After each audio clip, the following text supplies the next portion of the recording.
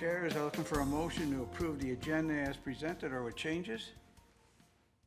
Mr. Chair, I move that we approve the agenda as presented to us. I have a motion, do I have a second? Second. I have a motion and a second, it's a non-debatable motion. All those in favor signify by saying aye. Aye. Opposed?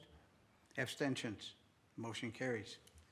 We're at our open forum section. We ask if anyone wishes to address the Planning Commission tonight, please step up. State your name and address for the record. Spend a couple minutes giving us your thoughts. Once we have heard from everybody, we will move on to our next, we'll close the open forum and move on to our next item. So does anyone wish to speak to the Planning Commission this evening?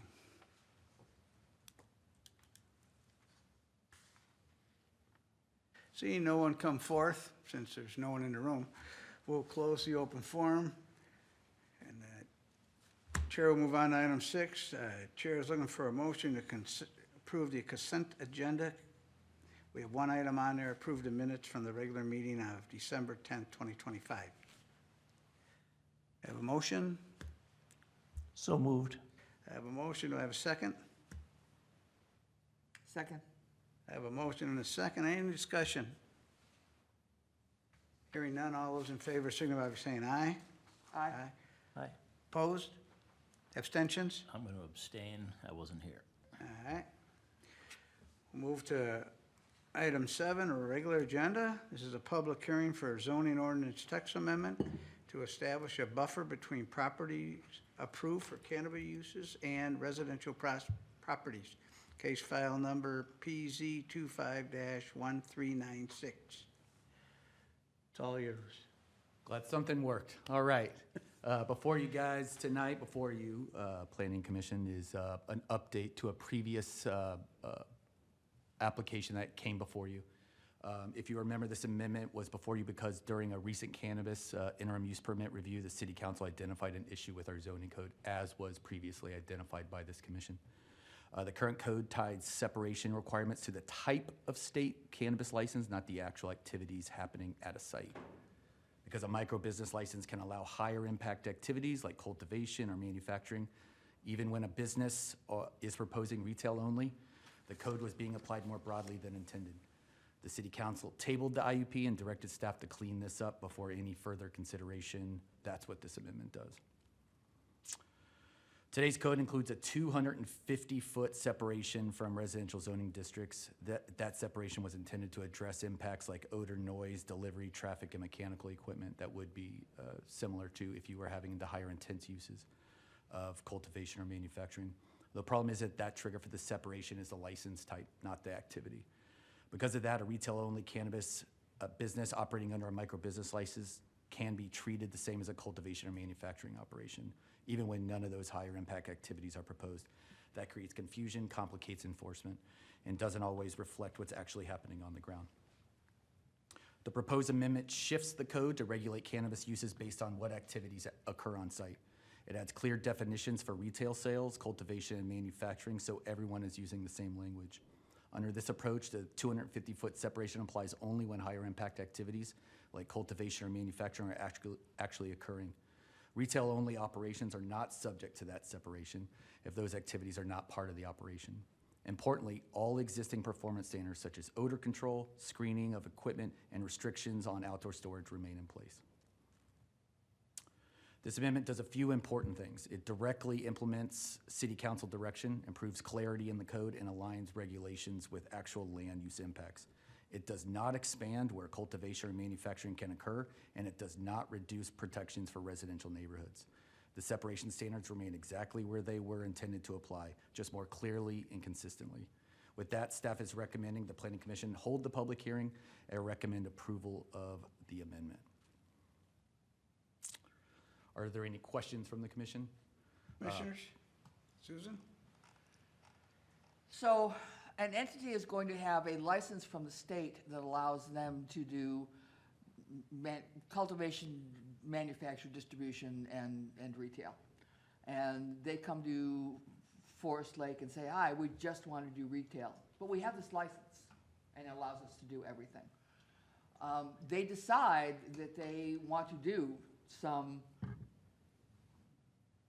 cultivation in a especially on a couple of the properties that we're looking at, in an adjacent office building and just bust out the walls and they're gonna rent more space. Their state license allows them to do cultivation and manufacture. Their City of Forest Lake, their use, we say that they're only a retail establishment. Typically, in cases like that, the state license would allow them primacy so that they could do the activities, regardless of what the city understanding of their use is going to be. Can you help me understand how we're going to avoid that situation? Well, I think one of the things that we're approving with this IUP are conditions tied to the approval. And one of those conditions would be you're limited to retail only. That's really the mechanism that we have to be able to force them to limit their operations with that specific condition being on that, because if they violate that condition, then they violated the IUP, and then we can pull that permit based on what the code allows us to do with that IUP. So that would be the suggestion, and we have passed this ordinance language has been reviewed by our city attorney and been approved to accomplish what we want to accomplish here. So really, our mechanism would be if they violate the conditions, and the conditions that we're giving them is that this is for retail only, despite what your license may be for. So the state laws do not have primacy in that situation. I would say that what would have primacy would be the approval of the zoning that we have based on that incidental use permit. That, like any other operation that we give a CUP or an IUP to, if they violate the conditions of that permit, then we can pull the use and pull the operations and make those not tenable to be able to do in Forest Lake.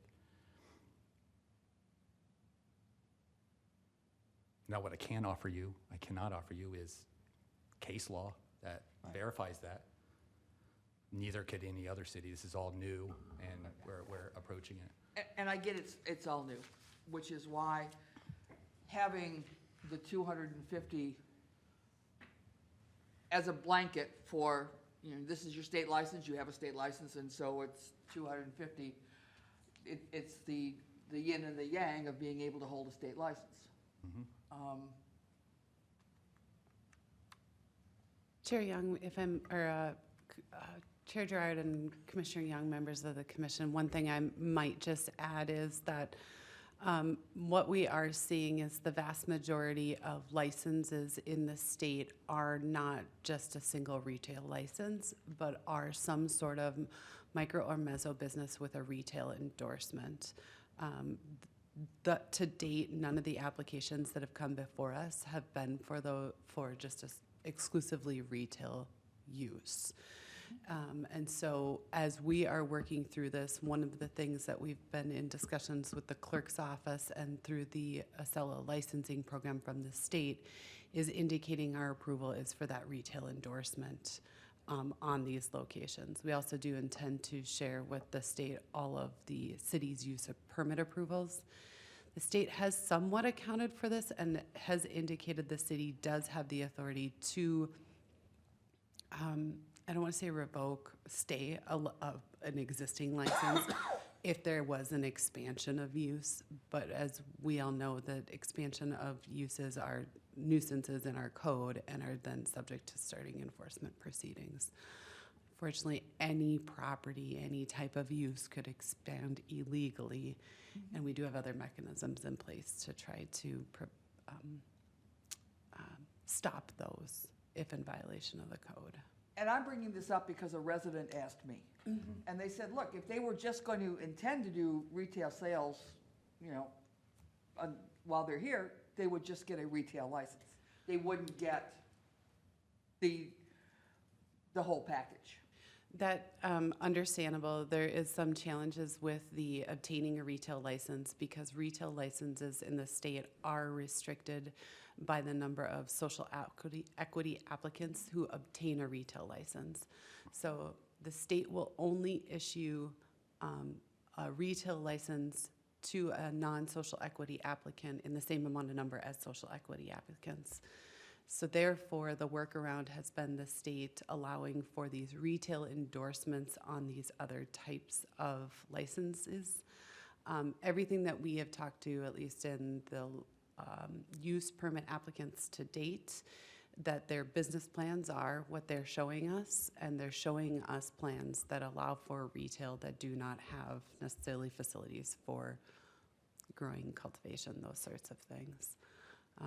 So I hear where that question comes from, and I think this has been frankly, the state's workaround to allow for retail in the state when the system of the state has been designed in a way that it's difficult for social equity applicants to get retail permit licenses, and thus then that match of those other retail licenses.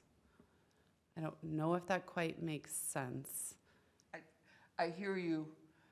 I share now, especially now, the residents' concern. Okay, thank you. Commissioners? No? I have a question for you. So we have 4 different, for lack of a better term, types of businesses. We can manufacture, and then we have 11 licenses. And I don't see anywhere where we tie together which type of business goes which type of area. So, and I'm fine with that as long as the staff and someone coming in understands that. But to me, it would make sense that, we know that a cannabis retailer would be a retailer, but I have no idea what a micro business or a mezzo business is, and some of this other, the event, or, it doesn't make any sense to me. But again, if you guys are comfortable with it and applicants are comfortable, then I'm fine with it. But it'd be, just from a layman's standpoint, I can't tie the two together. If I might just kind of help you understand or offer some encouragement, when we originally drafted the cannabis license or the cannabis ordinance, I'm going to rephrase that. When our legal counsel drafted it, it was drafted with the intent that the type of use would be associated with our zones, and that we would specifically not try to tie licenses to our zones, because we suspected that licenses could change license types could change, what the use in those licenses could change.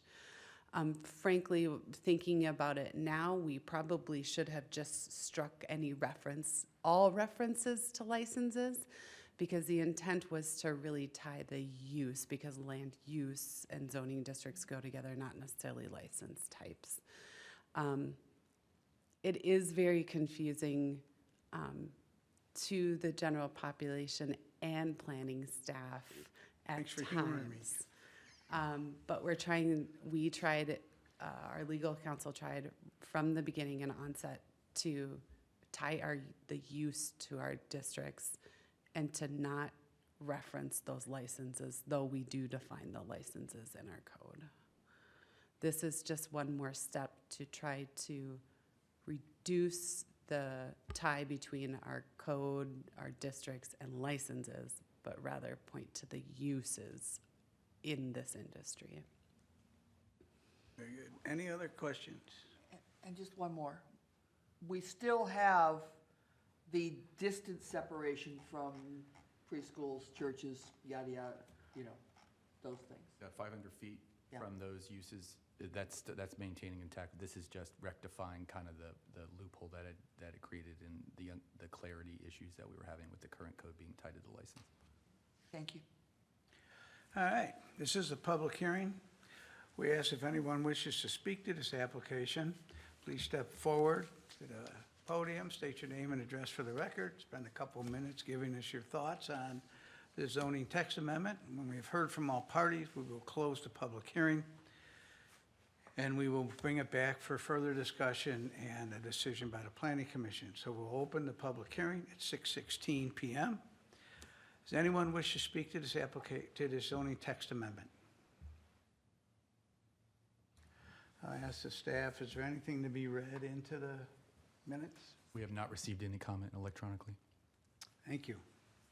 I'll ask one more time, does anyone wish to speak to the zoning text amendment? Seeing no one come forward, we will close the public hearing at 6:17. Commissioners, it's our decision what we would like to do. Please remember that city council is the final, so we would just be recommending approval. And if you're looking for that recommendation, it's on page 13.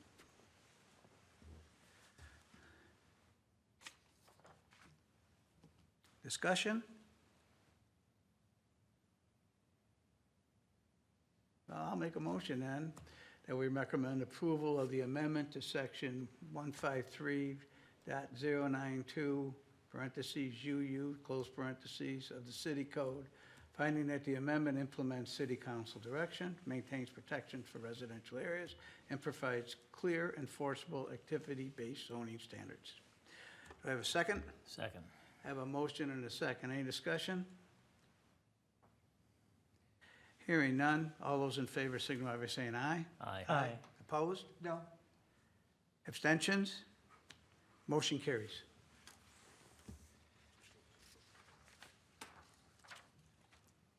We'll move to item 8, the Boost Initiative, the code update discussion.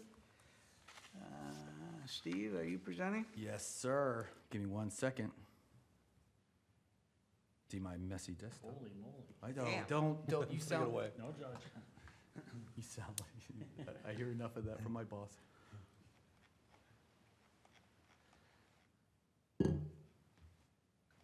All right, the action that our staff has been working on really tirelessly for the last month, going through our code with one of the best acronyms that's probably ever been developed on planet Earth, I'm not gonna lie. But this is, as we were talking through our schedule in our meeting in December as we were discussing this topic, this is our first checkpoint, and largely what we're wanting to do here is present some of the things we found, some of the directions that we are proposing to go based on our review of our 10 peer city codes and a lot of kind of state of the art of what the codes are doing in those 10 cities that maybe our code is having a tough time doing. And talk through these and get your feedback to make sure that we're on the right direction as we go forward with future steps and future iterations. So again, this is a directional check-in. Boost looks at, again, just to remind you all, Boost looks at how our code works day to day, not what development is allowed. We're exploring ways to make the code easier to read, more consistent, and more efficient. Tonight's not a decision. We're here to get your thoughts on the direction we're heading. Before we talk about the bigger structure ideas, we want to share what staff is already doing. Currently, we're reviewing every word of the first 3 sections of the zoning code. The focus is on simplifying language, removing repetition, fixing cross-references, and making the code easier to navigate. This work is about clarity, not changing zoning standards currently. And I want to affirm at the last meeting,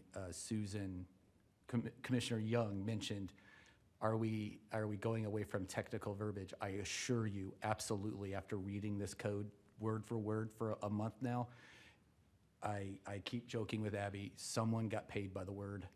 It is very dense and very confusing, even for me. And not to toot my own horn, I have 2 master's degrees and I still constantly am finding confusion in what's being said. So a big focus of what we're doing in the day-to-day is cleaning up the language, making it more understandable, identifying opportunities for us to suggest graphics to replace some of the words that will help us graphically convey for us, you, people who are applying, developers, any stakeholders, to be able to understand what's expected and what they can expect from us as they go through our development process.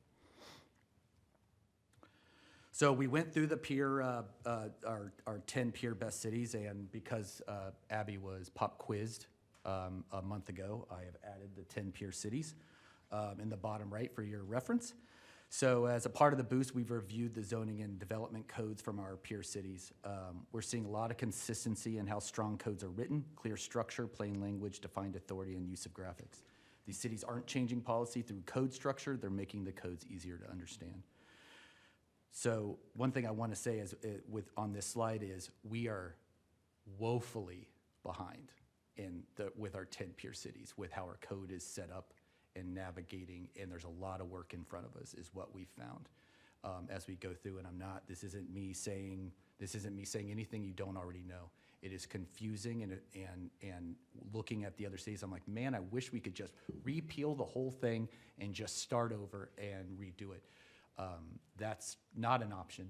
We are crafting a path forward for us to be able to make these iterative changes over time that we can make sure are the best for Forest Lake. So this slide shows what we're experiencing day to day. Because the code is technical and repetitive, it's not always clear who should make a decision or when something needs to come to you. To be safe, staff brings many small or technical items to the Planning Commission. Over time, that means your time is spent confirming standards instead of discussing policy. When we looked at our peer cities, we saw clear rules about roles and review paths, which is what prompted the ideas we're sharing tonight. So aside from the cleanup of the language, which is a large part of the effort that we're doing, is being able to propose much clearer requirements and processes to our stakeholders. It's also, we are bringing 3 possible directions that we really want to bring to you and just see, this is stuff that we found that we want to have a suggestion so that we're on the right path as we kind of develop some of these paths. One thing, and it wasn't in your staff report, sorry, this came out of a big staff meeting we had Friday after we had submitted everything. Usually on Fridays, we have these conversations with our team about where we are in the code. One thing that came up, and this is reflective across many of the best instances we have in our peer cities, is to introduce a new first chapter of Title 15. Title 15 is the land use code. Chapter 150 is currently building permits. That we would essentially introduce a new code, our new chapter of 150 that is rules of engagement. These are the rules of the road. This is everything that people need to know. The things that we're repeating in every single section over and over and over again, putting those all up. This is definitions. This is our processes. These are everything that we expect people to know up front. The things that I've been most kind of confused about, especially when you're trying to interpret a zoning interpretation or go through a plan that's being proposed, is you have to look in 3, 4, 5 different places, and it's not intuitive. There's no, hey, look over here. You're just hoping that you have a PhD like Abby here who can point to those directions, because even coming in clean, it's impossible to understand. So these are things that you come to a decision. Oh, did you look at this section? No, why would I have looked at that section? Oh, they're tied together. Let's move all of those requirements, all of those things up front, and then move, kind of like reorient the entire section to be able to kind of do this. So that's one big thing. So that this chapter 150, it would be those definitions, rules in one locations. So these rules already exist. They're just scattered. This wouldn't change what's allowed or remove public hearings. It's really just focus is on organization and clarity. One thing that Michael pointed out was he was reviewing White Bear Lake. White Bear Lake in 2023 started a complete code rewrite, finished it in July of last year. Really, it's really good, and I owe them probably pizzas for their staff by the amount that we're like, hey, this is such a good idea, it's a good idea, it was a good idea. So largely they have sections that say, here's everything. Here's how you measure what a setback is, where you start, where you end. This is what the right-of-way means. This is how much right-of-way we need for a development typically. Things like that are just that you can point to, be like, check out chapter 150 to be able to clear going in. This would solve a lot of the day-to-day questions we get from applicants of what's this, that may be more easily solved with just pointing to a plain spoken chapter 150 that includes all those kind of rules of engagement. So this is being able to have these clear definitions gives us consistent interpretation. As I said, as I interpret something, as Michael interprets something, as Madison before me interprets something, all the way back may be different because the code is written so complexly. This shared foundation helps everyone interpret code the same way. Clear definitions help us know when standards are met and when discretion is needed.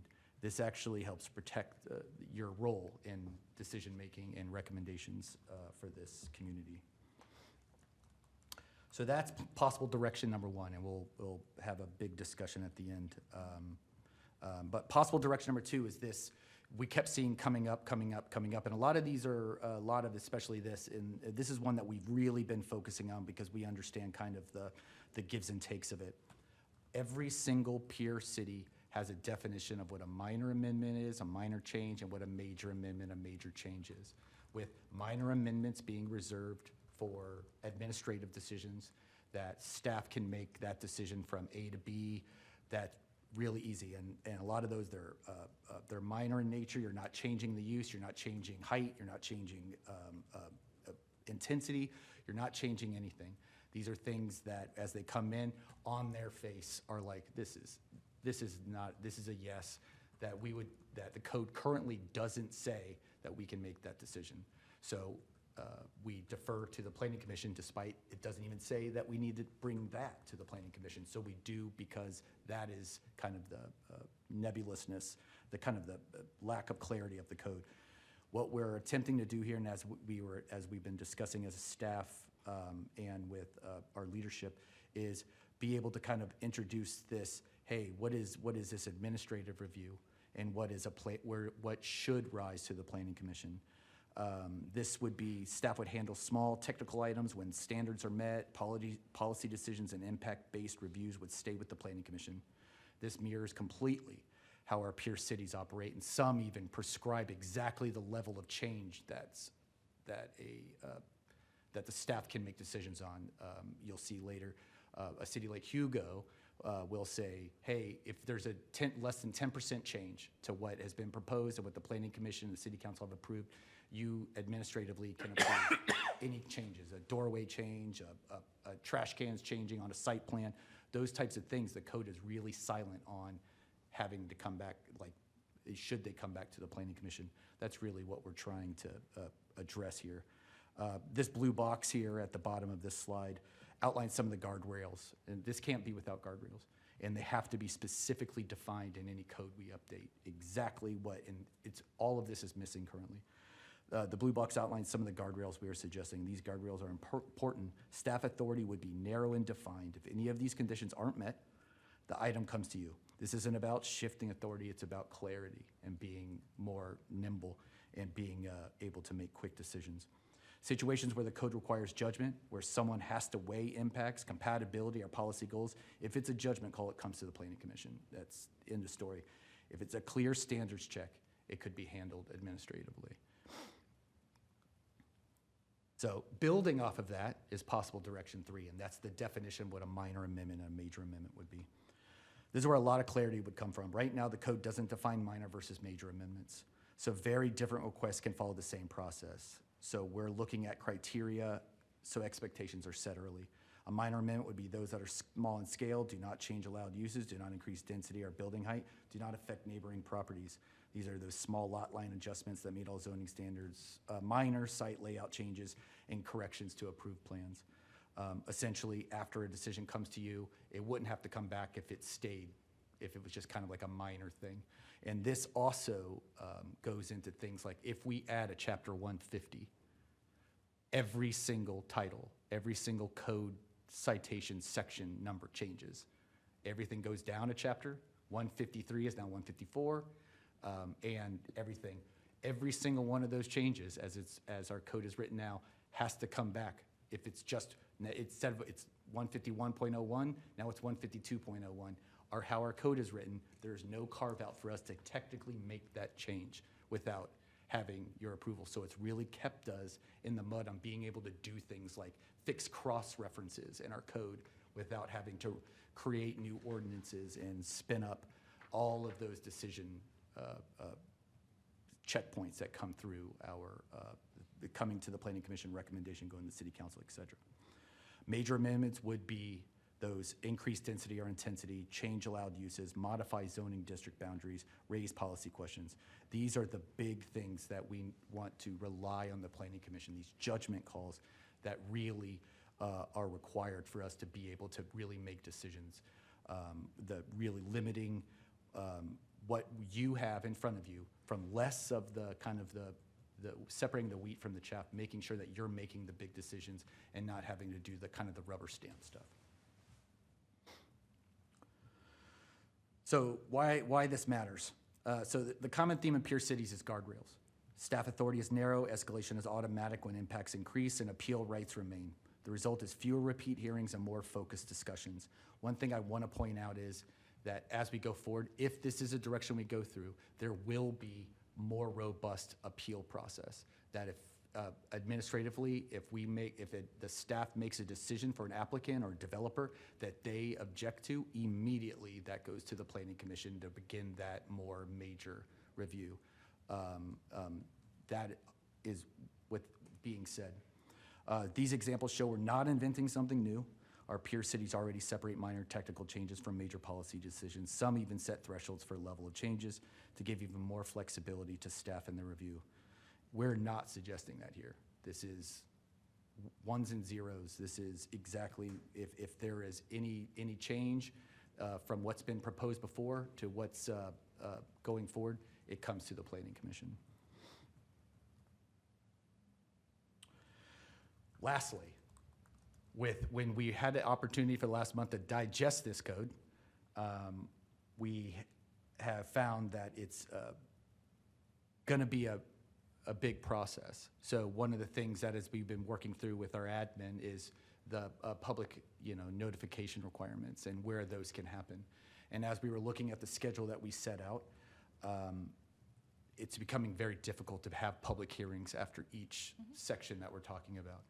So one thing that we're suggesting and we're asking of you today to get feedback is rather than have public hearings at the end of these last segments, let's save all of the updates as that we've discussed over the next 2-3 months and then have the public hearing process be at the tail end so that the public and you all can see the complexity of what we're proposing here, the full scope rather than this piecemeal approach of, hey, remember when we changed that, now we changed this, be able to look at the full picture of the changes that we are requesting so that we can make pivots where necessary based on the feedback and approvals and the conditions that come out of those approvals and the feedback we get from public hearings.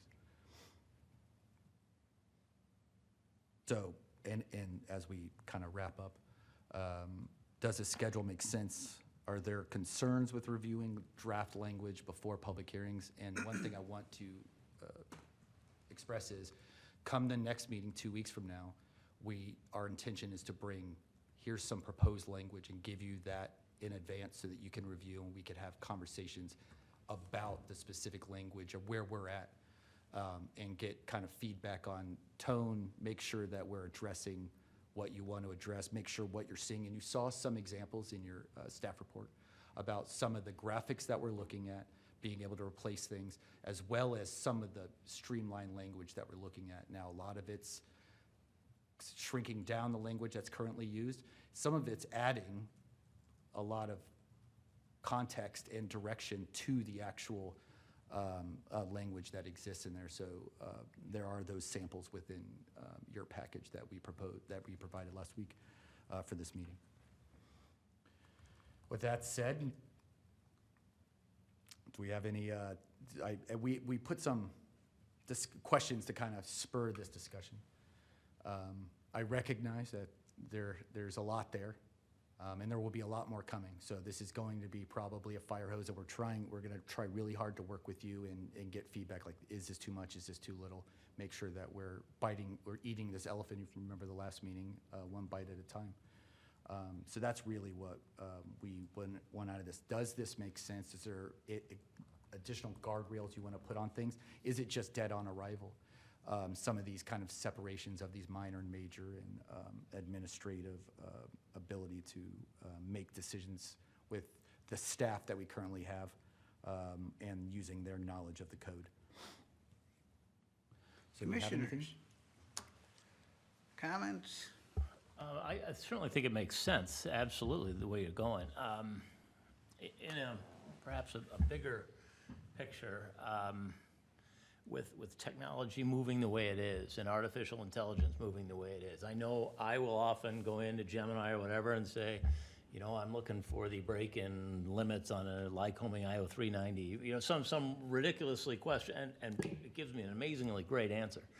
And when you're redoing the wording and all this thing, and you get questions that come to the front desk or by email or however, I'm just, are we, you know, running that through some of these AIs and see what it spits out? And when we're writing this language, is there language that makes it easier for the AI to match it up? It's just a consideration when you're doing this. I realize it's all very new and not a lot of people are using it, but it will be used more and more. What I want to say is, absolutely, we would be ridiculous to not be using like AI resources to be able to take some of this code and narrow it down to make it more have more clarity, more readable. But it's not just, here's the product.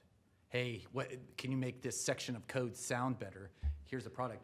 We are working painstakingly. What did they suggest? Does it still have the same direction? Does it still accomplish things? And building off of it there. So artificial intelligence is absolutely being kind of a first stop of this section of code says this, what's a more clear version, and being able to work off it with staff to say, it cut out this section here that's really critical. And so it is a balance between those resources that exist, and they are incredible, the value that they have to be able to do a much larger scope of a lot of the reason that we're able to look at full chapters is because of resources like that are able to kind In the end, I mean, you'd hope that those questions that people would bring in wouldn't have to be brought in. They'd just be answered and answered correctly. Yeah, And and as long as that's taken into consideration when as you're modifying this stuff. Yeah, and I think a lot of that is, so right now we're using it as a resource to help guide a lot of the verbiage that we're using and point us in direction, largely for staff workload levels. It really does help us be able to take something that would take us 4 hours down to 30 minutes and then work off of that going forward. As it pertains to like a more in-depth, like, hey, built into our code, like, hey, what's your question, and find an answer, I think that's a fantastic goal to have in the future. But first, let's get the code right. And then so that it's reflecting all of that. And that being able to have a resource like that and be able to answer that is terrible for my job security. Yep. But I understand the value that it has to being able to get the right answer, or at least a close answer. On the other hand, I recently got a god-awful AI. They're Oh, terrible. it- They can be it's- terrible. it's- That's why it's we getting review 'em. better as it That's why we goes, but- review them. Right, and, Yeah. and the other thing is, it's taking stuff from all over the world. Yes. And I would really rather not have anything that AI suggests, like, out of the Houston code. Yeah, but it will So continue to get what, better. and I know, Yeah. I didn't mean to interrupt Abby, but one thing that Commissioner Aplikowski mentioned at the last meeting to utilize as a resource is that we have taken those 10 Pierce Cities codes and programmed them in to our AI model and said, hey, what do these 10 cities say about this? And it's just, blah, here's what it says, here are best practice. Oh, that's an interesting way to look at how to address that kind of development challenge. So we've just been playing, and Andy did mention this in the last meeting, as Steve had reminded us all, and it's that programming in on our back end, right? So even just kind of, okay, we have those 10 cities there, but we're also saying, okay, compare Forest Lakes this, whatever this is, public hearing requirements, let's just pick that thing, or neighborhood meeting requirements. Cross-compare with these 10 cities and propose a streamlined process. You know, we're playing around with those inputs, and I hear what you're saying, Susan, of we don't want Houston's, and we also want to preserve the integrity of the laws that we do have, right? We want to make those decisions of whether or not we want to change those laws, but we also want to stay modern and current and looking to our peer cities, neighboring cities to say, are we making it easier? Are we harder? Are we all about the same with the industry standard in our region? comments. You know, I've got no problem with the admin increasing a lot of this, let's call it mundane stuff as far as planning commission's concerned. I would think it would be nice if for a while we would just kind of track what those decisions were, just to see, you know, we don't want to throw the baby out with the bathwater. Do we, excuse me, do we screw some up, or should we have, you know, and we have a good staff, so I'm confident that you'll kick it up to us if you think otherwise. But it would just be nice after 6 months or a year to say, hey, here's the ones we made, you know, just for your edification and whatever you want to do with it. And one thing I want to address that, I am a huge bureaucracy nerd, I guess, would be the best thing. And I watch a lot of planning commission, a lot of city council meetings from around here. Often, especially some of these 10 cities, any decision that's been made administratively, like since the last meeting, is presented in updates. Hey, and these are the decisions that were made, so that you are informed of those decisions in real time. Better. Yeah, I really think that being able to kind of like work within that, it's being able to kind of like have that transparency of these are decisions we made, because I think we recognize that there is kind of it's the kind of politics of the situation, is that we don't want to be working in a vacuum, and we don't want to keep things from the appointed elected officials of the city. So that's really, it would be built into our processes to make sure that we were keeping our city leadership abreast of the decisions that were being made in-house. A lot of questions, I'm sorry. Yeah, It's absolutely. what it is. It's in the site plan amendments, for example, you said that, that some of these things have delayed opportunities for people to get projects done. Considering that over half of our planning commission meetings have been canceled in the last couple of years, how many in the last 2 years were actually delayed, and what were examples of the minor things that you would be looking at now that, because the planning commission looked at it, instead of it being administratively reviewed, were delayed? And One thing, so I can't talk about Abby's work in the last 2 years, but one thing I want to say is that this is essentially codifying a lot of the things that may be already happening. Some of these site changes may be in the building permit process that's like this. What we're doing is we're just addressing kind of, hey, this authority really doesn't exist, but it's kind of implied by the code, but it's not specified in the code, that we can make some of these easy decisions in staff. We were kind of talking about specifically this question, because I would have asked the question if I was sitting there. What are some examples?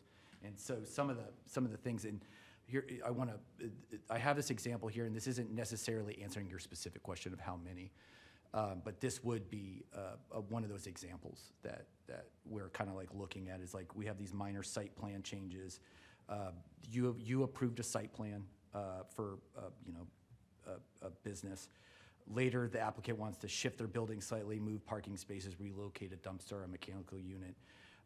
The change still meets all zoning standards. Our code currently says, or implies with intent, that any of those changes have to come back to you for review, despite it's not changing intensity, it's not changing anything. And I can only say that if it came back and we were presenting it, it would have been a rubber stamp of, yeah, this is fine. But that's 2-3 weeks of delay of approval of something within 60 days that we have to approve something. So that's really what we're trying to address, is this kind of like, we don't really have this authority, but it's kind of implied, but it's not specific. That's really what we're trying to address here, is being able to do that. Now, as it pertains to the last 2 years, I don't know if Abby can. I can't necessarily give you a quantitative give me one or number. two examples. I'll give you 3. Currently in our code, and I'm just going to read you a section of code in our site plan approval section. So you're familiar with site plan approval. Chase Bank went through it, Ford dealership went through it, Mr. Car Wash went through it. But the code actually says that site plan review is required for uses that prior to a building permit for new construction, additions, or changes to a building's exterior, OSI, how they did some remodeling on the front facade of their building downtown, or Rolseth Drug, site plan approval would have been required. I will be honest in that I did not recognize that front part leading into, oh, and anytime you have an application for CUP, plat. So for most of our kind of commercial renovation projects where they might be just residing, those projects technically should be coming to the Planning Commission under our existing code. Those are areas where fully will acknowledge myself and Ken, former planner here, didn't read that lead up to say all changes and these types of permits. So these are the sorts of areas that we're finding in our code that are problematic and that frankly, both myself and other planners, team here today and former staff wouldn't have imagined because it's not customary practice in most cities. If you have a codified design standard or even design guidelines that say, if the building sided today with this and it's substantially similar proposing that, you go through a building permit review process. And so those are some of those areas where we're finding, had the practical application of the code occurred, would have probably delayed those projects 4 to 6 weeks until we could have gotten them scheduled with Planning Commission. Often, well, it just depends on whether or not, some of our, depending on the type, sometimes you have those neighborhood meetings and public hearing requirements that can push those things out. The other ones would be minor parking lot changes and resurfacing. So our code gets triggered when you're resurfacing a parking lot. Doesn't matter if it's a site plan you already approved, 5 years ago, if they've got some heaving or something, technically all those are supposed to be coming to you. We've looked at those as minor repair projects, but some of these sorts of things they're not an expansion of use, they're not a change to any sort of already prior approval projects. They're projects that we looked at more as a maintenance item than necessarily a brand new build project. I'm gonna pick on a parking lot, just as an example. We've changed what we are expecting in parking lots. We want more vegetation, we want more strips. So it was approved 10 years ago, and they want to come in for a redo. Typically, when we've gotten variances, we're looking for an improvement or bringing things less variant. Would you then administratively say, oh, by the way, yeah, you had your parking lot, but now we have different parking lot rules? I'm looking at that because there's something that I'm doing at my house that when it was built, it was up to code. The new thing is like, oh my God, that's not exactly what I envisioned at all. Yeah, I mean, generally speaking, when you are changing uses or expanding, then yes, the new rules are triggered. Something like a parking lot resurfacing, we have to kind of look at what's happening. Are we carte blanche redoing an entire parking lot? Yeah, it's probably going to trigger some different rules. Are we fixing some heaving or settling that's happened in just one little section? Well, it's probably just a minor, it's not even amendment, it's a minor maintenance thing. And so those are the sorts of things I think that we kind of have to vet through some to make sure what those guardrails are that are appropriate of not only if administrative approval, what's that threshold for the increase in application of new requirements, and who does that review, administratively or Planning Commission?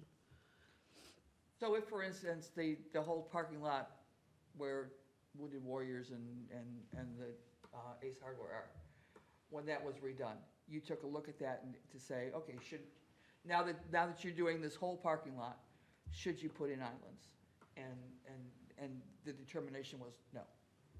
I don't know that has been done in the last 4 years. 3 years and 9 months. I don't recall that coming through our offices. Additionally, I will also Okay. just say that parking lot repairs might be a poor example, Okay, I'm sorry. because those ones just, a lot of times, they're kind of quick resurface projects that they don't check in with the city, but. Thank you. Most recently, we had one in like the Target parking lot. They did some little bit of stormwater repair and they had some pretty bad heaving on the southeast corner.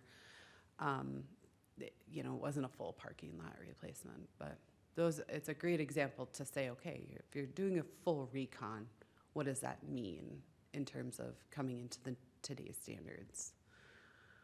But Sign stuff. just in general, and it's not parking lot, just recon or like the front of all sets in OSI, I'm not interested in seeing them unless they're making a change. Their use hasn't changed, and we look at use primarily.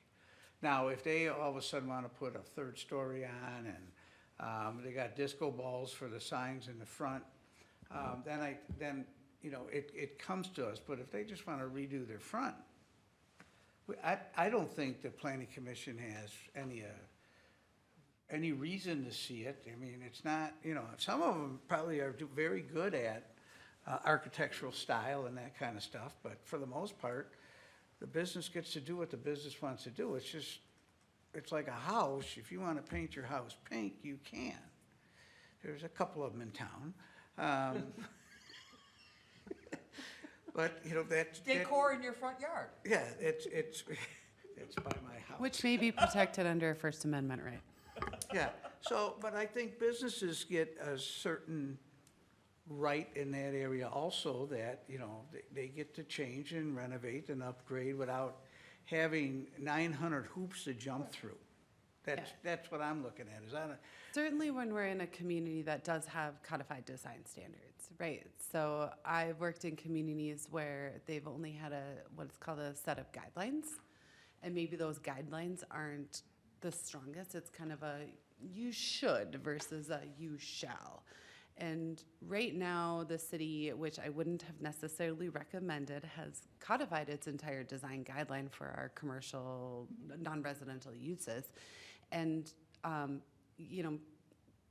any one of us, and really actually any one of you with, a small amount of training could take a look and say, okay, is this meet that requirement? And so those are the areas where in our line of work as professional planners is kind of commonplace. You have a 1, 2, 3, and you're just looking to see, is it meeting, is it vertical or horizontal siding? Is there a degree of separation? Is there these colors?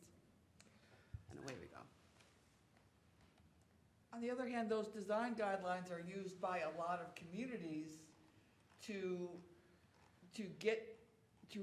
redo their downtowns, so that as individual properties are either purchased or whatever, that they are, over time, like variances, brought up to.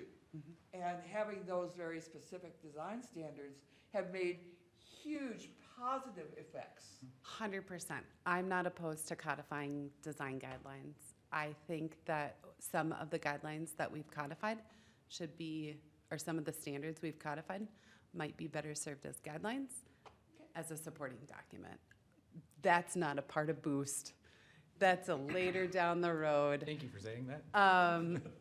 Because what we have is what we have. And I think that there needs to be a good community conversation about the future look of the community and the neighborhoods and the different commercial areas.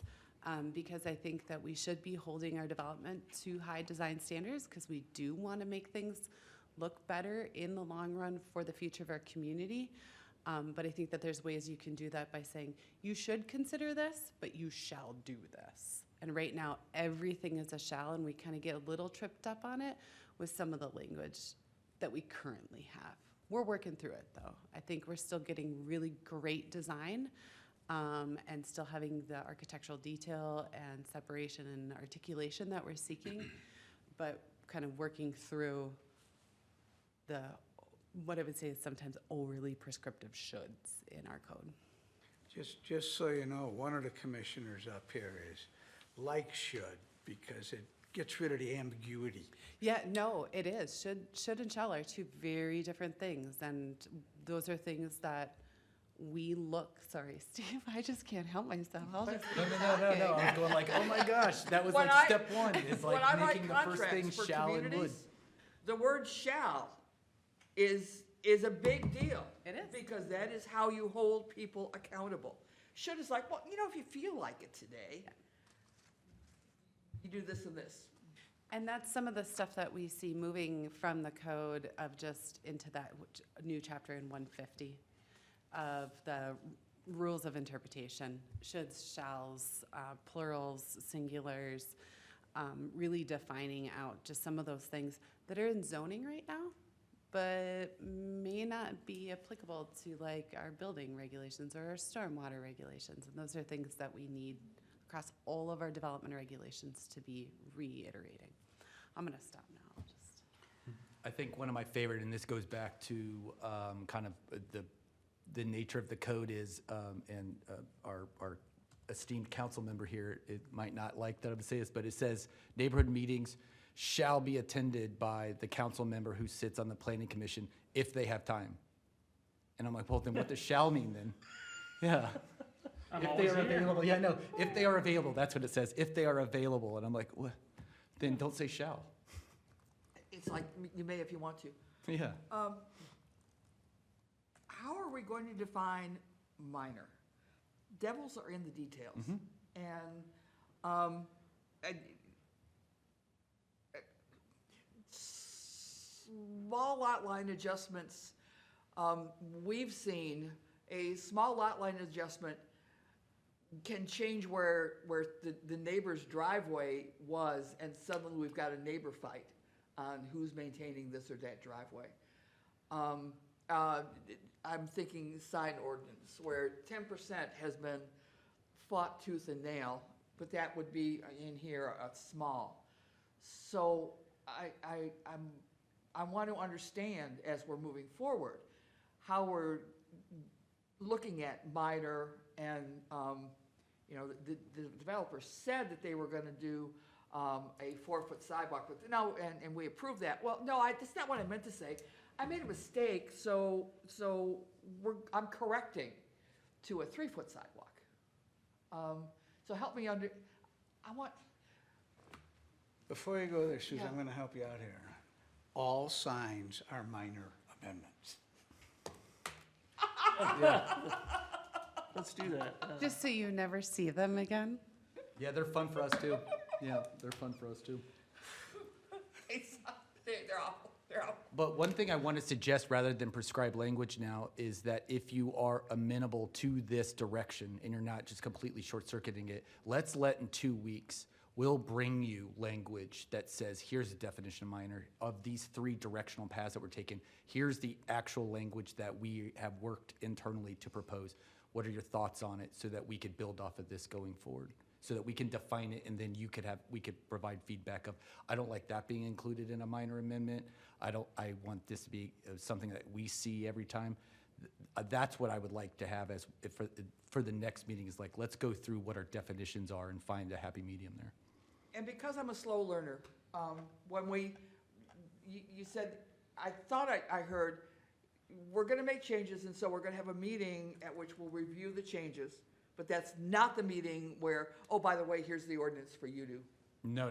That's what we want is 2 weeks from now is to have a discussion about the language that we're introducing, so that you see it, and then 2 weeks after that, maybe have the feedback of, let's change this proposed language. But in the end, nothing is codified until the very end of this process, and when we have public hearings, and then we have the ordinances that has this massive package of changes that we're proposing. Because when you add a chapter in, there's so many thousand changes that come after that. I'm not saying 1,000, I didn't mean to make Abby all nervous, but be able to package those things all together. You gave us 3 directions, I believe. And do you want the commission to weigh in on each of the directions, if it's a good idea, or? I think that's fair. I don't know necessarily a vote, but it's like more of like, hey, yeah, you guys are in the right direction. Let's see what this looks like. Give us an idea of what this looks like in 2 weeks at the next meeting, and then we could build off of that. Because right now it's this like nebulous thing that is just Yeah. like, hey, what do you guys think of this? This is more of a, hey, you guys, let's vacation in Florida. Are you guys cool with vacationing in Florida? And then we'll get the hotel here. We'll go to these cities, et cetera, et cetera. Not to say Florida. You shouldn't go to Florida. All right, so the first direction was this possible new chapter. It's gonna kind of explain the way of the world. I agree with that. Pardon me? I agree with that. All right, we're If we good. can have more charts and Yeah, the graphics, yeah. I think are a lot easier to read than words. Yeah, and you're talking, you got the guy here who's been tasked with all the graphics, so he'll be ready in 2 weeks for just some ideas. And in your packet, we have ideas that we're using based on one of our peer cities that we really liked. That's Yeah, all this- White Bear that was put in there, right? Yeah. And again, we all owe them pizzas because they did a lot of good work. I have to doing that concur coding, that, right? that it was pretty clear in a lot of cases. Not, I don't necessarily agree with their decisions, but I thought Yeah. it was pretty clear. Yeah. Yeah, easy to read. I've got like 3 smiley faces next to the 153.001 proposed section. I mean, that would be incredibly helpful to folks. Yeah. All right, any other comments on this possible new chapter? All right, what was question number 2? You know, I'm a little slow to remember. This all was stuff. the, just the overarching, and it's kind of tied to 3. It's like 2 and 2.5, is this kind of having the administrative review, having verbiage that allows that, one, the administrative review versus the planning commission that prescribes that. And then that third decision direction was that definition, what minor and major, where minor is the administrative. One is the authority, one is the definition and the guardrails. And you're gonna give us some of that for the next Yep, meeting. it'll be all, you'll get all 3 kind of the verbiage that we're looking at that would probably fall in that chapter 150. All right, questions on this one, commissioners? I really need to see examples. You will. You know, because my imagination goes in strange, yeah, I just need some really examples. Because as I look through this, you know, on the proposed section for 153.034,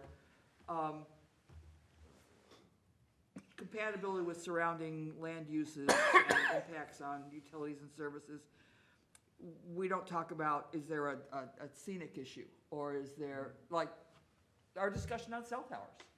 All right, you know, what, Preserving that neighborhood character. Yeah. yeah. So I would really like to see more concrete examples. I don't have an issue with the concept, but I'm just trying to figure out exactly where it's Yeah, gonna go. and I think that's fair. And we'll bring language and we'll build off of that as a team in 2 weeks and the months going forward. I think the thing is, Commissioner Young, is staff can't spend a lot of time, you know, on the, ooh, we're too gun shy, right? Like, I think the big thing is, you want to start seeing stuff, we're going to start seeing stuff, but it's really going to start honing in on where can we clean this up? Because there is already administrative approvals, you know, you don't see sign permits unless there's a variance. And that might always be the case, Chair Gerard. We probably won't ever be able to change that for you. Ford thought those were just minor little things that they were asking for. You know, we are opening the code. We could add whatever you guys want and whatever the city council agrees to. So, I think your other point, when you pointed out this technical review that you would do, and sometimes is that you'd be reporting off, here's what happened since the last meeting we had, which I think gives us really current feedback to say, oh, you know, maybe that one should have come to us. Or say, we made this decision, yeah, we're thinking next time we'll come to you. Okay. You know, none of us are perfect. Well, I'll speak for myself. you haven't met my wife. She is as close to perfect as possible. I've got one question. You mentioned that as we do it in sections, and you hear things from the public, you have the opportunity to pivot. but you're not gonna hear anything from the public until the Mongo last thing. And I don't want that to bite you. Yeah, no, I agree. I think there is a risk, and Yeah, that's what we've talked about. there's a huge risk. And so I don't think that we need 15 public hearings, but maybe you want to do, especially on that new first chapter, when you decide to codify that. And then pick sections that maybe go together, because otherwise you run the risk of, we've got this whole thing and we get significant challenging from either the development community or the business community or residential communities, and it's like, oh, we don't want to have to do all this rewrite again. So I don't know if maybe thinking about it in chunks, not each little piece, but maybe in chunks, would help you in the long run. One thing I want to say is I'm convinced you have a bug in this building because you have a microphone, because it sounds like the exact conversation that we had of what does this schedule look like with the public hearings, and when we went round and around and we said, we run into this, but if we were able to say, here's all chapter 150 to review, I think it's a different thing. We were looking at is like the amount of edits and changes that we were, just the team and looking at it for the last month is proposing. We were like, it's so comprehensive, it can't be done piecemeal. We couldn't think of a way to be able to say this. Again, the chapter 150 was the wisdom of my boss on Friday, who suggested it, and we were like, that's a great idea. Let's suggest that on Wednesday. But I think breaking it down to that 150 being kind of that first step, but then kind of bringing those chunks that are complete would really help with that. Our fear was that if we're just bringing these like, hey, we're adding this major minor amendment, what's everybody think about it? Okay, remember we had the major minor amendment 2 weeks ago or a month ago. Do you remember that? And not having that context so that the public wasn't informed on the full the scope of what we were doing.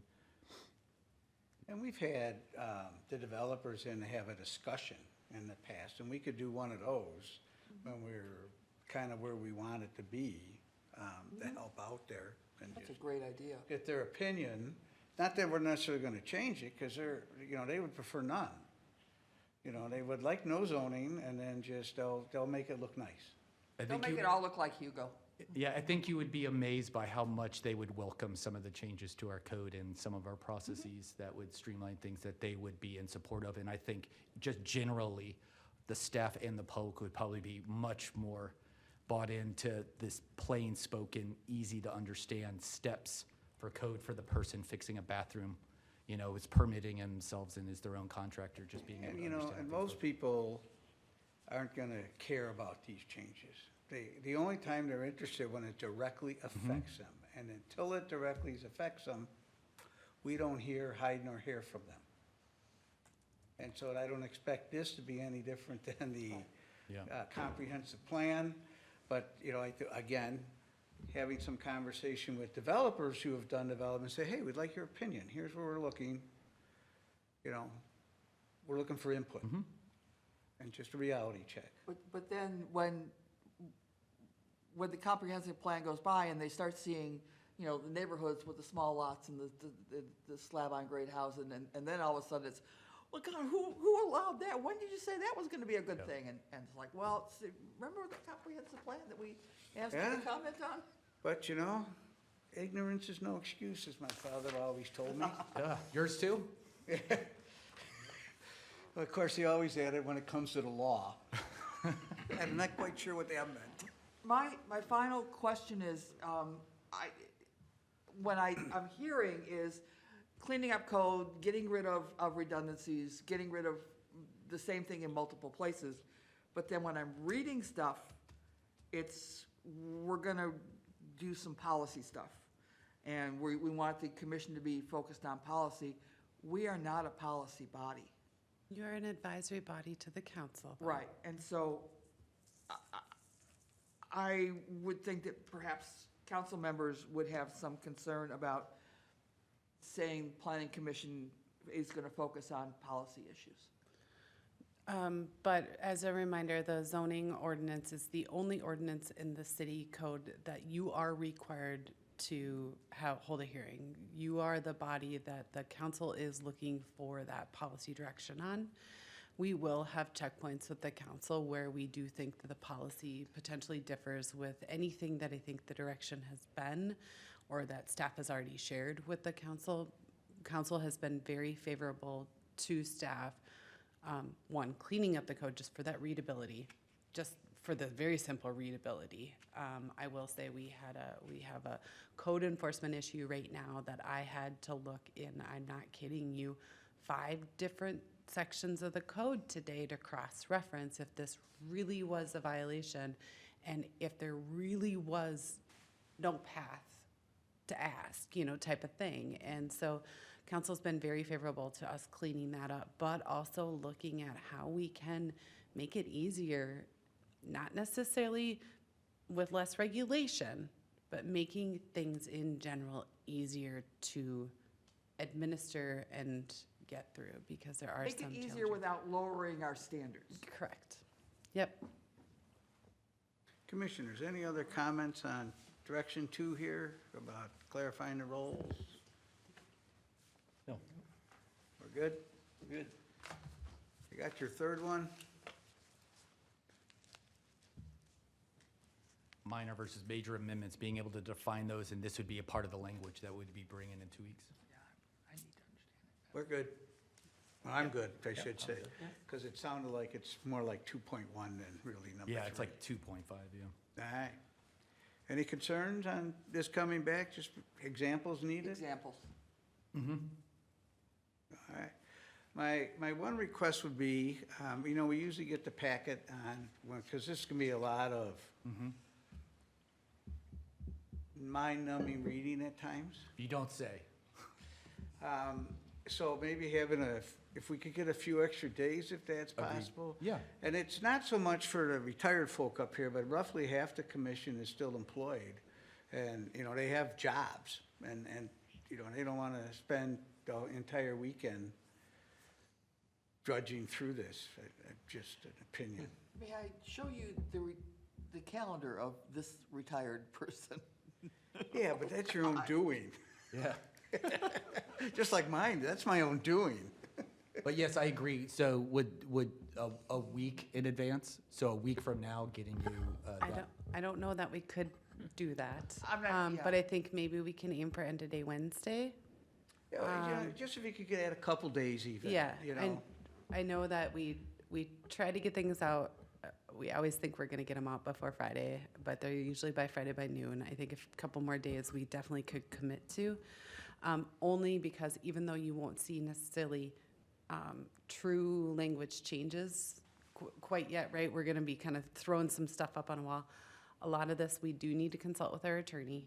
And so just making sure we build in a little bit of extra time to work with our legal counsel if we're gonna come to you with very specific language, so.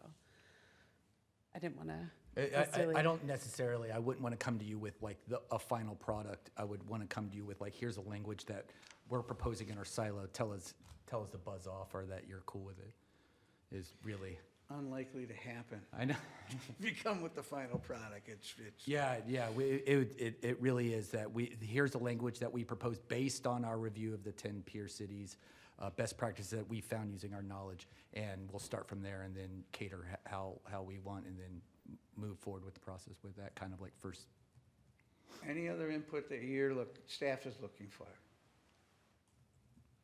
No, this has been quite the effort, and I know that it's been championed by you, Chairman Gerard. We really want to work closely with this commission to make sure that we're addressing kind of those issues that you guys have noticed over the last few years in your time as, civil servants in this role. Commissioners, any final comments on this monumental expedition? It's something, man. It's something. A month ago, I was just like, oh, this is going to be great. And then we start getting into it. I'm like, my Lord, what have I done? What has Abby made me do? All right. Thank you very much for the presentation. We look forward to the next round. Thank you, sir. We'll move to our updates. We'll start with our esteemed council person. Councilmember Larson.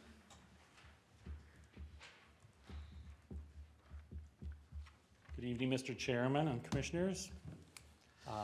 Happy New Year. I hope your holidays were well, and family and friends. One thing here I want to bring forward to you is on Monday's council meeting, we had the review again of the cell tower at Hosanna Church. After the go ahead, young lady. Just said it wasn't actually the cell tower at Hosanna, but it was the ordinance that's being Zoning proposed. text amendment. The representative was here, so he kind of laid out some foreground and things like that, so. But reference that matter. After some discussions and things like that, the council decided to table the matter for review, and we're looking at adding some more design models to the ordinance. So we're looking at maybe camouflaging things so you don't have this big ugly structure there. Try to make it a little more appealing, so on and so forth. So we're in the process of redoing that ordinance to bring it a little more sweet, and then it'll probably come back again before us. So, Will the that other, come back before the planning commission for anything, or does that just go right to council? That was just intended to go right back to council. The only change would be adding in provisions requiring stealth or camouflage design on single-family properties in the institutionally guided future land use district that are over 10 acres. Thank you. the other thing is unfortunately Mr. Human is not here tonight. Tonight would have been his last tour as a commissioner here on his thing. So I wish him well. Hopefully I can send an email off thanking him for his service and stuff like that to the commission. I was advised tonight by Assistant City Administrator Jolene that we do have a person of interest that is currently on the EDA. So he shows an interest in coming to the commission, so maybe if we can strike that up, we won't be down a person right away. So we look forward to maybe reaching out to him and setting up some time for interview, and if everything goes well, we won't be short-staffed for our next meeting. I trust that their applications haven't just been rolling in. I mean, Thousands. by the Unfortunately- one, Yeah. Unfortunately, that not. wasn't for this commission. Yes. So then, Could pardon you me? update us on the meeting that the council and the EDA had regarding some downtown development? Right now, it's just a concept thing, so I cannot give a lot of detail. There was a proposal brought to us by GON for the south end development of downtown, so like where Shoreside is and the structure's all down that way. GON put out a proposal for a structure that has apartments or condos, restaurants, event center, and some other things there. There'll be parking spaces within that complex as well. Their design is very fresh right now, so it needs a lot of tweaking, but they just wanted to have us have eyes on just to kind of give our thought process to it, if we liked it or not or whatever. So their proposal is a 6-story structure at that time with that type of occupancy to it. So is, Canyon. he was here with a concept It's Couple about years ago. almost 2 years? three. I had only maybe been here 6 months a year when that came in. So is it just, in general, is it radically different, or am I asking the wrong guy? Taller than what we saw. Yeah, it's 6 stories tall, and I guess most of our structures are 4 stories, so there's some height to it and things like that. There's a pool and so on and so forth outside, courtyard area up there and things like that. So they didn't really make it too much public right now because they're still in developmental phases, but you can speak with the developer and they have the thing available for review if you wanted to see it. But they didn't want to make it quite public yet. My question is, did they clearly identify the city's public parking? They did. So I can, just for a couple updates, the developer had requested a meeting with the EDA and council just to, kind of a vision session with them to see if this fit with the idea of the future downtown redevelopment. The proposal would encompass what is currently city parking, but does include 2 levels of parking in the building, accessed off of the east side, so where you kind of already would access municipal parking. The one whole level of parking would be available to the public. So we didn't do any sort of deep dive into zoning. We didn't do any analysis on uses and parking, but the developer is trying to build in public parking into the site's development around, building the development around that public 2-decker public parking. 1 layer public, the 2nd layer for residential. One of the things that's come up several times as we've looked at downtown development was maintaining some sort of sense as you're coming through Broadway, and the new trees are all gonna be shorter so that you have a sense of Forest Lake. And realizing what's on the north side of Broadway there, and a 6-story, basically that's looking like a canyon. And so that's not the vision that was discussed and talked about and presented as part of the whole new downtown concept with the Backage Road and the, and the views and the park and things like that. So is the council now moving away from wanting to have a strong sense of Broadway, leading and being able to see the lake and the park and the Veterans Memorial? I would say, I don't think that's necessarily their plan. This is just something that I think GON put together a proposal because they know we're looking at downtown redevelopment. So they tasked their architect and stuff to put something together and asked the mayor if we could ask the EDA and the council just to come in and give feedback as far as what's good, kind of what's bad, how do we feel about it. It's just something that's in the works. It's not like, yeah, we're gonna do this or whatever, anything like that. It's just a concept thing for right now, so. Anything else, young man? Unfortunately not, sir. But I appreciate you all, and if you have anything further, please ask. I'll do my best. Other questions? Thank you, sir. Thank you very much for your time. Abby? I do have some updates. So want the Planning Commission to be aware the city has been notified that Met Transit, the Metropolitan Transportation Organization, different than Met Transit, is going to be starting a new door-to-door on-demand app-based bus service in Forest Lake in February. This is going to run during their non-peak hours, so Tuesdays and Thursdays from 10 to 2. It's limited. They're doing a slow rollout. More information will come. The city's role in this is to help just spread the word. This is not any sort of age or income based, but we also have some other types of transportation in the community that are also expanding. So we will be trying to do some more communication going forward on the 3 kind of most used transportation options, public transportation options, or public or nonprofit transportation options in the community as we do our kind of monthly newsletter and then social media into February. Abby, just out of curiosity, what's the range for these? It's not just in the city? It'll just be, it's an in-city door-to-door service. It won't be available throughout the entire city. They do have kind of a kind of centralized location.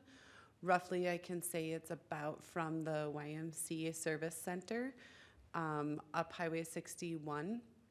There's some areas along the east side of 61 that aren't included. Once you get north of 97, it kind of opens up and it really does then kind of include kind of most of Old Forest Lake. You can get as far over to Cub, all of downtown. So there will be a mapping platform. No, that, she said it's not leaving the city, that's the question. No, it's not leaving the city. So that's the major stumbling block. It's a door-to-door in-community service. So what we really need, the main thing I always hear is, does it go to Wyoming to the hospital? Oh, it will. I'm sorry. Does it go to Hugo to, It will not go to Hugo, but our services, we do have transportation services that will go into Wyoming. So like Met Transit's bus line, if you're a dial-a-ride service right now, will bring you to the hospital in Wyoming. perfect. They have a 2-mile buffer outside of their service area. So that is how the hospital, 2 mile, 10 mile, 5 mile, I don't remember. But there's a lot of transportation changes happening in the community right now, and it's really challenging to keep them all separate and remember them all, including when they want the city to do some of the marketing for them. So we're trying to wrap our brains around that. But this is one of the ways I'm trying to do that. And you know that Thrive changed their model too, which Yep. I think is a huge benefit to Yep. us. Definitely. So those would be things that we'll continue to roll out and try to encourage all commissioners to be trying to share in the community as well.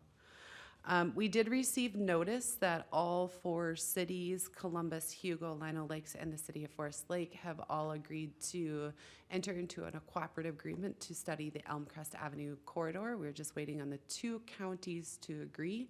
And then we will start a cooperative partnership to start to look at the future design of the Elmcrest Avenue corridor. So this is in anticipation of just future development that's happening in our southwest corner, Lino's northern, Hugo's northern. We're all kind of converging onto Elmcrest, a 30-foot wide gravel road. And one of the big things is we all have known that there's been future, conversations about a future interchange. Really, Elmcrest needs to be designed, developed, and built out before these other agencies, state or federal, will consider any future interchanges. Now's the time to start really planning for that because development's at our doorstep. So I'll keep you guys posted on that one. If I didn't tell you, this is our first meeting of the year, but I may have told you in December that the city council passed their budget in December, which included increasing our code enforcement officer Dan Pearson's hours from, he was scheduled at 13 and a half hours per week to now 32 hours per week. So he is now our kind of first ever full-time code enforcement position in the city. He's knocking a lot of stuff off. In December, he had 69 complaints. It's the highest, I think, number of complaints in one month. Most of them were snow and ice, but he is able to rectify these a lot quicker now with those increased hours. I did want to let you know, in case you hear in your neighborhoods, we are working through a few hazardous building abatements where there are buildings that the city council has declared hazardous. Worked with landowners to have them remove, and if they have not removed them, then we will. And so there are some of those that are occurring right now. If you want more questions, feel free to reach out to our offices. That's actually running through our code enforcement division as well. And then lastly, as Jeff had said, tonight would have been Commissioner Hoyman's last evening. He unfortunately is home ill and was not able to make it with us. I just want to state on the record what a pleasure it's been for him to be on this commission, and I wish him well. So, any questions? Great. Steve? Yeah, I have just one thing. I think I've talked enough tonight.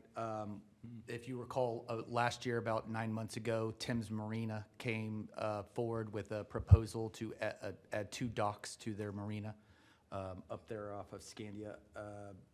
That, as a part of that process, they have released an environmental assessment worksheet soliciting public comment to that project. That EAW went live last Tuesday at noon on January 6th, and it's open for 30 days for public comment. You can find a link to it on the city's website. We noticed it in the Forest Lake Times on Thursday, as well as through the state's environmental agency. That is out for 30 days. Accompanying that is a conditional use permit and a variance that we are currently reviewing, that we will review at the end of that 30 days after the city, as a responsible government unit, decides if there should be a larger review of the environmental impacts through an environmental impact statement. That's the end. So if you know of anybody who may be affected, they could send comments by mail or by email to our zoning mailbox, and we'll get those squared away. We have a copy at the front desk, at the zoning desk, for anybody to review of the actual project and the environmental review of that development.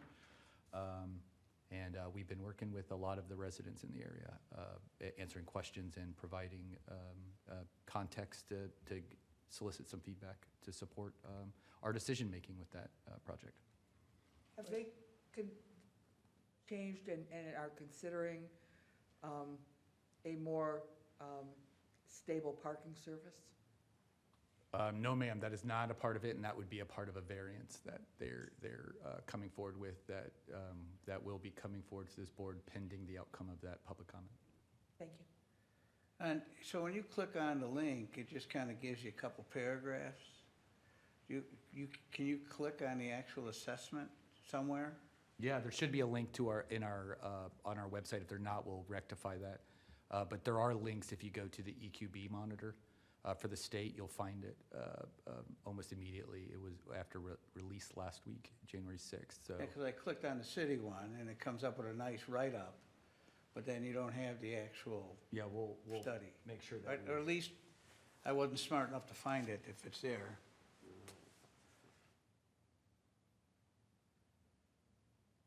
Yeah, it looks like there might be a little bit of a PR blurb on our website, and then there is a hyperlink. We can see if we can update that PR blurb to include the hyperlink to the worksheet.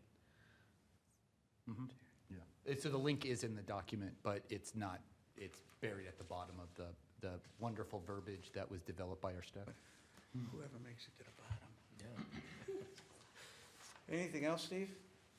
No, sir. Questions? Michael, you've been very participative tonight. What would you like to add? Yeah, I'm going to keep it that way. I have nothing to add. Questions of Michael? Okay. Susan? No updates, but a question later. Okay. Don? No, nothing. Jesse? I have no comments except thank our commissioner who is not ill, or who's ill tonight, not here, for his time serving on the commission. Pleasure having him here. So I have, No, and it'll question later for you. so with that, hearing nothing else, chair's looking for a motion to adjourn. Motion to adjourn. I have a motion, I have a second. I'll second it. I have a motion and a second, non-debatable motion. All those in favor signify by saying aye. Aye. Opposed? Abstentions? Motion carries. Thank you all for your time. See you in a couple weeks.